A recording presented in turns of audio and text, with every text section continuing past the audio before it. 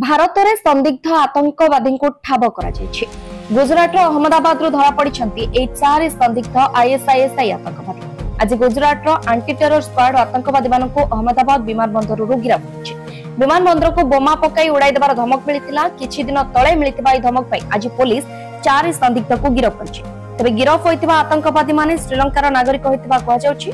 एने किछि स्पष्ट भाव में जना पड़िनी। पुलिस आतंकवादी को नहीं खोलताड़ जारी रखिछि।